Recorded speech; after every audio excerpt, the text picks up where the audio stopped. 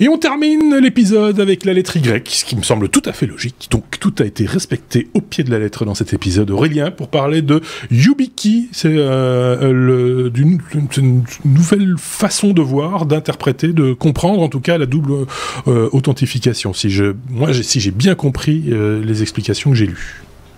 Oh, nouvelle, pas tant nouvelle que ça. J'avais chroniqué Différente. Il y a peut-être un an la clé Titan de Google. Oui, c'est ça. Je ne sais pas si ça vous rappelez. C'est un concurrent. Oui, c'est la marque Yubico qui sort YubiKey, la version 5, NFC ou 5CI. Alors, je vais revenir là-dessus. En fait, c'est un petit device avec un port USB sur le côté que vous accrochez à vos clés, par exemple. 240 watts. Le type qui revient sur l'ancienne news, sur un ancien sujet. Si vous lui mettez 240 watts, il va pas durer longtemps, votre Yubi.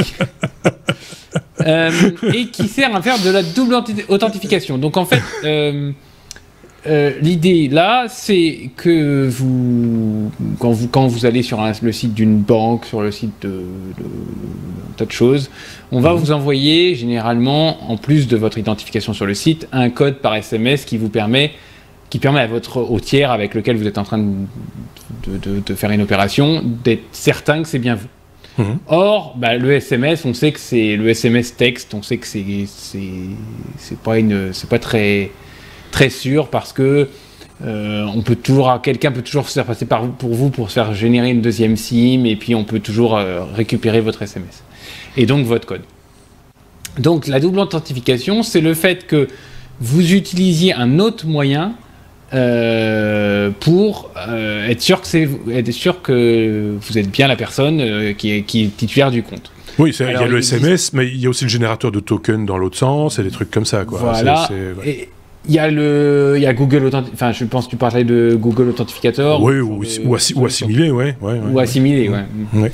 Et il y a des clés physiques, donc j'ai parlé de la clé Titan de Google, mais il y a aussi cette clé YubiKey là, qui donc a comme spécificité d'être à la fois USB Lighting pour la version CI pour tout ce qui est iPhone, et NFC également, et elle est multi-device, c'est-à-dire que vous pouvez brancher l'USB dans votre PC, vous avez la NFC pour tout ce qui est téléphone, vous avez le Lighting pour votre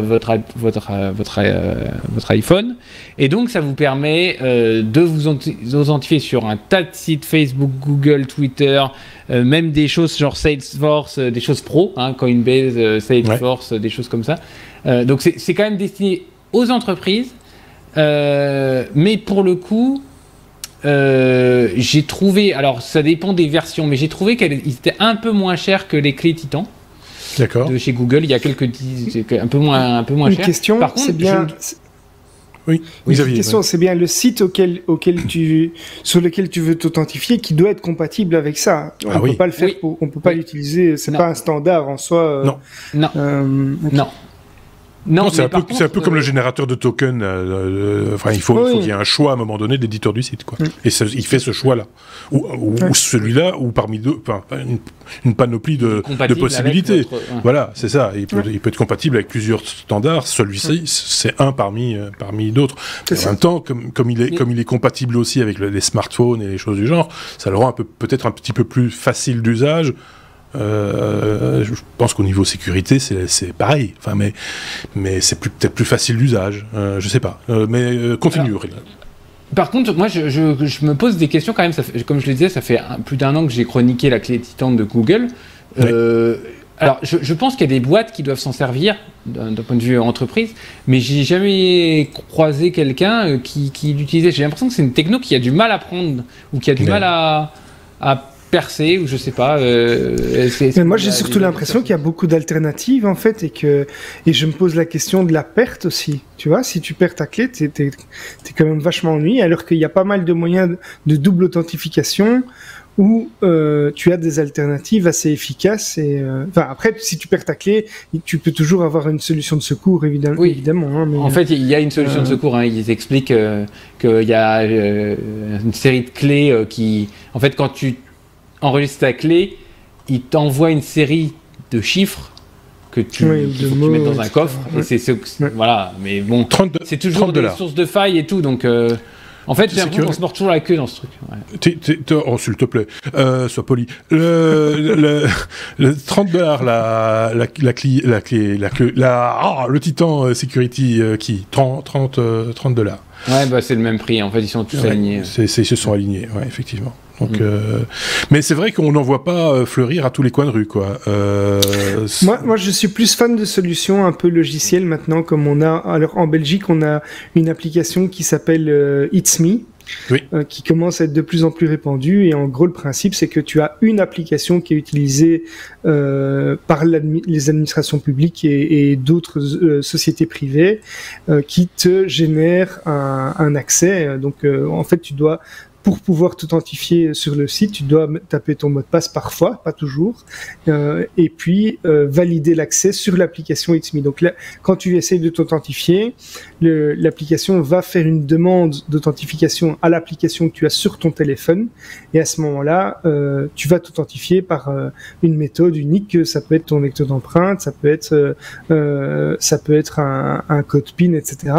Et moi, je préfère un petit peu ce genre de solution-là qui a eu un petit peu de mal à démarrer, mais qui fonctionne maintenant plutôt bien, parce qu'au final, c'est compatible vraiment avec un très grand nombre de solutions, et notamment les organismes publics. Donc, dans chaque pays, il y a peut-être des solutions similaires, mais personnellement, je préfère ce genre de solution-là.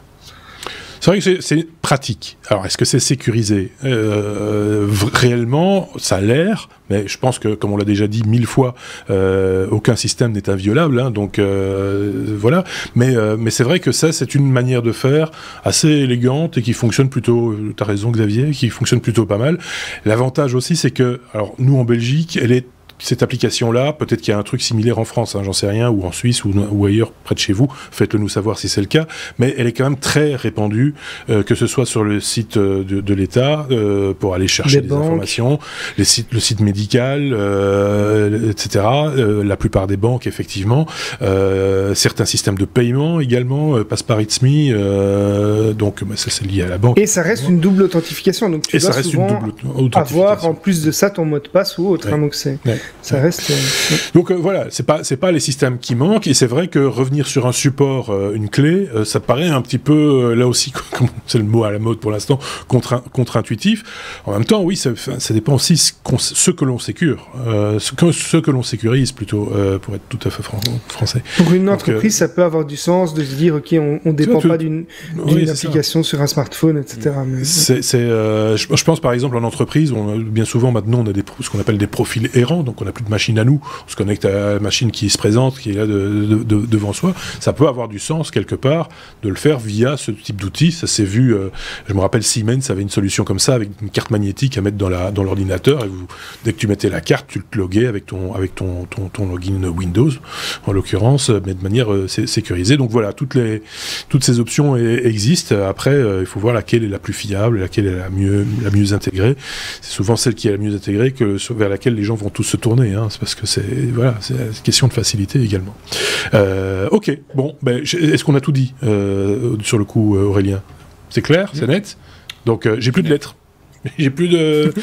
Ça veut dire quoi que j'ai plus de lettres ? Ça veut pas dire pour autant qu'on n'a plus rien à dire, et pour autant on va les dire, mais dans un bonus qui sera à découvrir dans les prochains jours, ou que vous pouvez déjà découvrir si vous êtes tardif. En général, le bonus apparaît en podcast le lundi midi, en vidéo le lundi en début de soirée ou en fin d'après-midi. Donc voilà, on parlera de différentes choses là aussi, mais en 15 minutes, ce sera un petit peu plus ramassé. Et donc voilà, c'est tout ce que j'avais à dire de ce côté-là. Désolé pour l'abécédaire qui était un petit peu désordonné, si je puis dire, mais j'oublie moi-même un petit jingle. Attendez 2 secondes, petit jingle.